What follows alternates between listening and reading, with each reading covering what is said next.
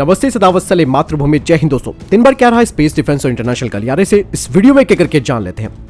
दोस्तों, पहली अपडेट की बात करते हैं तो वो आ रही है राफेल फाइटर जेट को लेकर।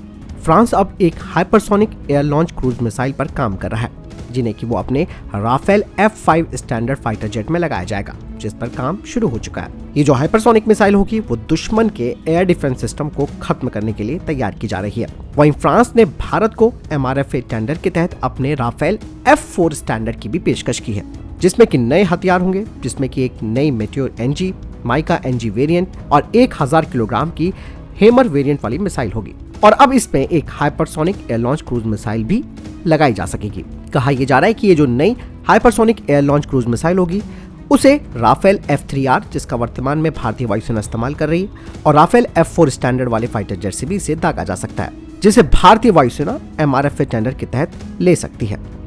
बढ़ते हैं अगली अपडेट की तरफ। दोस्तों, भारत की तीनों आर्म फोर्सेस अमेरिका से MQ-9B ड्रोन की जो संख्या है, यानी कि कितनी संख्या में इन्हें खरीदा जाना है, उस संख्या को फाइनल करने जा रही है। लेकिन कुछ रिपोर्ट सामने आई है जिसमें कहा जा रहा है कि भारत की तीनों आर्म फोर्सेस करीबन 20 ड्रोन खरीद सकती है। और अभी हाल ही में भारतीय नौसेना ने अपने 2 सी गार्डियन ड्रोन की जो लीज थी उसे 2 सालों के लिए और बढ़ा दिया है, यानी कि 2024 तक ये ऑपरेशनल रहेंगे। बढ़ते हैं अगली अपडेट की तरफ। दोस्तों, DRDO अब Rudram anti radiation guided missile के एक नए वेरिएंट पर काम शुरू कर चुका है, जिन्हें की मरीन फाइटर जेट से लॉन्च किया जा सकता है, और ये दुश्मन के क्रिटिकल एयर डिफेंसेस को एंगेज कर सकते हैं। ये जो नया वेरिएंट है उसमें एक मॉडिफाइड सीकर लगाया जाएगा, जो कि मैरीटाइम मूविंग टारगेट्स को एंगेज कर सकता है। यानी कि साफ तौर पर आप कह सकते हैं कि Rudram anti radiation guided missile का एक नौसैनिक संस्करण तैयार हो रहा है। बढ़ते हैं अगली अपडेट की तरफ। दोस्तों, भारतीय वायुसेना का aircraft and system testing establishment, जिसे कि फ्लाइंग लैब कहा जाता है, यहाँ पर DRDO के द्वारा बनाए जा रहे एयरबॉर्न सिस्टम डिजाइन और डेवलपमेंट का काम किया जाता है। लेकिन अब कहा जा रहा है कि इस सुविधा को, यानी कि फैसिलिटी को, प्राइवेट इंडस्ट्रीज के लिए भी खोला गया है, जहां पर वे अपने एयर लॉन्च क्रूज मिसाइल और एयर लॉन्च ड्रोन सिस्टम का टेस्ट कर सकती हैं भारतीय वायुसेना के लिए। और ये जो कंपनियां हैं वो इनको एक्सपोर्ट भी कर सकती हैं। और इन सभी सिस्टमों का टेस्ट और validation aircraft and system technology establishment के द्वारा ही किया जाएगा। अगर भारत इन सिस्टम को नहीं भी खरीदता है तो इन प्राइवेट सेक्टर की फर्म के पास जो AST सर्टिफिकेशन होगा, इसके जरिए ये अंतरराष्ट्रीय मार्केट में अपने उत्पादों को पेश कर सकती है। बढ़ते अगले अपडेट की तरफ। दोस्तों, यूनाइटेड किंगडम, इटली और जापान संयुक्त रूप से 6th जनरेशन के फाइटर जेट प्रोग्राम पर काम करेंगे, और इस प्रोग्राम का नाम होगा ग्लोबल कॉम्बैट एयर प्रोग्राम। इस प्रोग्राम के तहत ये योजना है कि 2035 तक इसे पूरा कर लिया जाएगा, और इस प्रोग्राम को UK के टेम्पेस्ट प्रोग्राम के अंतर्गत ही तैयार किया जाएगा। आपको मालूम है कि दोस्तों, भारत ने रशिया के साथ FGFA प्रोग्राम से अपने हाथ पीछे खींच लिए थे। उस दौरान UK ने भारत को, यानी कि 2018 में टेम्पेस्ट का ऑफर भारत को किया था। लेकिन दोस्तों, रशिया के साथ जो FGFA से भारत ने अपने हाथ पीछे खींचे थे, उसने भारत के लिए एक बहुत बड़ा सबब बनने का काम किया, जिससे कि भारत ने अपने AMCA स्टेल्थ फाइटर जेट की तरफ काम करना शुरू कर दिया। यहाँ पर दोस्तों, एक चीज मैं आपको बताना चाहूंगा कि अगर भारत टेम्पेस्ट प्रोग्राम को ज्वाइन करता है तो इससे भारत की 2 जो मुख्य समस्याएं हैं वो सॉल्व हो जाएंगी। पहला तो भारत को एक रिलायबल नेक्स्ट जनरेशन का जो मॉड्यूलर इंजन है वो मिल सकता है, जिसका इस्तेमाल AMCA के लिए किया जा सकता है। और दूसरा दोस्तों, अगर AMCA प्रोग्राम में देरी होती है या फिर किसी कारणवश इसमें दिक्कतें आती हैं तो भारत के पास एक बेहतर विकल्प भी होगा। लेकिन यहाँ पर मैं आपको 2 चीजें बताना चाहूंगा। पहला तो ठीक है कि भारत को टेम्पेस्ट के विकास में सपोर्ट करना चाहिए, लेकिन यहाँ पर साथ ही साथ भारत को ये जो पब्लिक प्राइवेट कोलैबोरेशन है उसके सहयोग से MRFA, तेजस Mark II, TEDBF प्रोग्राम पर भी पूरा ध्यान देना होगा। एक चीज और यहाँ पर मैं आपको बताना चाहता हूँ कि भारत खुद भी चाहता है कि 6th जनरेशन के फाइटर जेट के प्रोग्राम को प्राथमिकता दे, लेकिन दोस्तों हमारी जरूरतें भी अलग है, क्योंकि दोस्तों हमारा जो टेरेन है वो अलग तरीके का है, जिसमें कि हमारे पास एक बड़ी सीमा पहाड़ों वाली है, और पहाड़ी युद्ध में हमारे पास जिस तरीके का अनुभव है वो बेहतरीन माना जाता है। तो ऐसे में दोस्तों, भारत को अपने ही विमान पर ज्यादा ध्यान देना चाहिए, क्योंकि ये हमारे लिए बहुत ही सुटेबल होगा, क्योंकि इसे हम अपने हिसाब से कॉन्फ़िगर कर सकते हैं। हो सकता है कि थोड़ा वक्त लगेगा इसमें, लेकिन भारत को एक बेहतर मजबूत रास्ता बनाने में ये मदद करेगा। वहीं दोस्तों, UK का जो ये 6th जनरेशन का फाइटर जेट प्रोग्राम है उसमें अमेरिका की इन्वॉल्वमेंट नहीं है। ऐसे में दोस्तों, सैंक्शन का भी कोई डर नहीं रहेगा अगर भारत इस प्रोग्राम को ज्वाइन भी करता है। लेकिन भारत को दोस्तों 2035 तक पहले अपने 5वीं पीढ़ी के AMCA स्टेल्थ फाइटर जेट को तैयार करना होगा।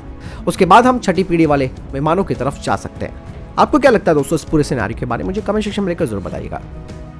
बढ़ते हैं अगले अपडेट की तरफ। दोस्तों, डिफेंस सेक्रेटरी ने भारत डायनेमिक्स लिमिटेड की फैसिलिटी का दौरा किया। इस दौरान उन्हें चल रही गतिविधियों के बारे में बताया गया।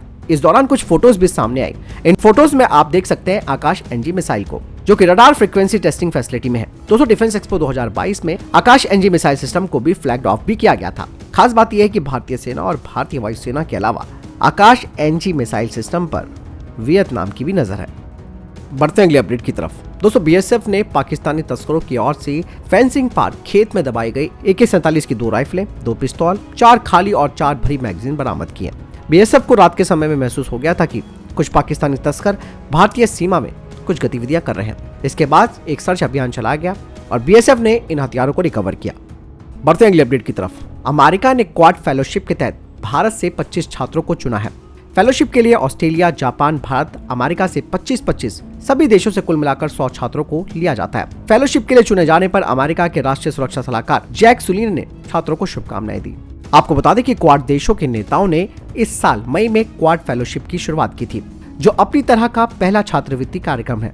इसे चारों सदस्य देशों के अगली पीढ़ी के वैज्ञानिक और प्रौद्योगिकविदों के बीच संवाद कायम करने के मकसद से तैयार किया गया है। बढ़ते हैं अगले अपडेट की तरफ। राजस्थान के महाजन फील्ड फायरिंग रेंज में चल रहे संयुक्त सैन्य अभ्यास ऑस्ट्रा हिंद 2022 के तहत भारत और ऑस्ट्रेलिया ने संयुक्त सैन्य अभ्यास किया। इस एक्सरसाइज के दौरान ऑस्ट्रेलियाई सेना के मेजर जनरल क्रिस फील्ड ने लेफ्टिनेंट जनरल सुचिंद्र कुमार के साथ मुलाकात की और दोनों ने ही रक्षा संबंधों को बढ़ावा देने पर चर्चा की।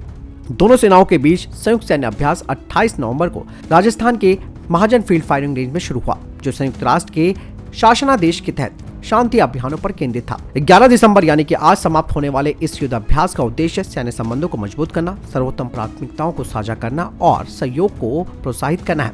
इससे पहले चल रहे संयुक्त अभ्यास के दौरान सैनिकों ने ड्रोन तकनीक में अपनी विशेषज्ञता को साझा किया। ऑस्ट्रेलिया की टुकड़ी में 2nd डिवीजन की 13वीं ब्रिगेड ने इसमें शिरकत की, जबकि भारतीय सेना का प्रतिनिधित्व डोगरा रेजिमेंट के सैनिकों ने किया। बढ़ते अगले अपडेट की तरफ। दोस्तों, IMA की पासिंग आउट परेड में 11 मित्र देशों के 30 विदेशी कैडेट्स भी पास आउट होकर अपने अपने राष्ट्र की सेना में शामिल होंगे।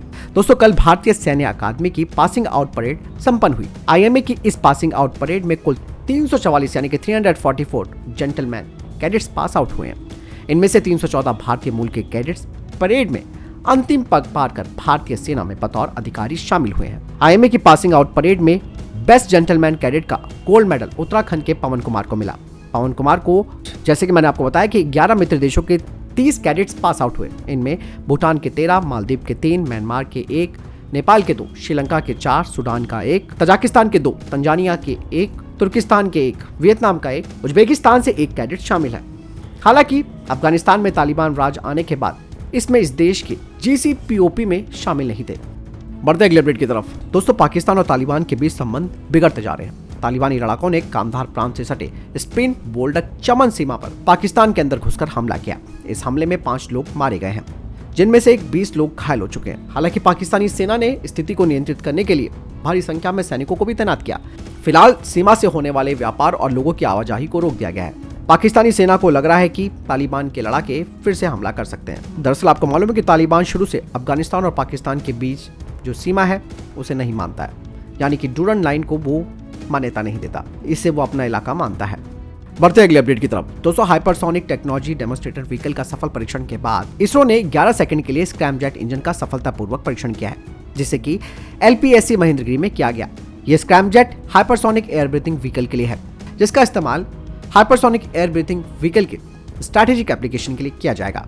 तो दोस्तों, ये थे अभी तक के टॉप डिफेंस और स्पेस अपडेट। वीडियो के सामने कोई प्रश्न, जवाब या आपका कोई सवाल है, कमेंट सेक्शन में लिखकर जरूर पूछ सकते हैं। मिलता हूं नए वीडियो के साथ। जय हिंद, वंदे मातरम।